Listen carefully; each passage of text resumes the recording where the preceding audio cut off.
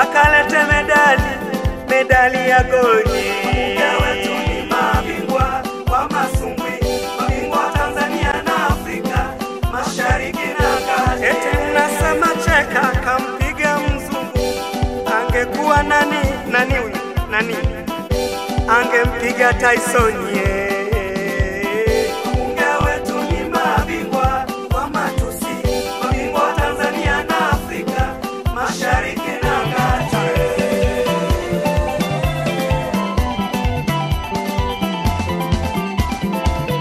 Wabunge wetu ni mabingwa wa maujanja, mabingwa Tanzania na Afrika Mashariki na Kati. Sikia hii, olele.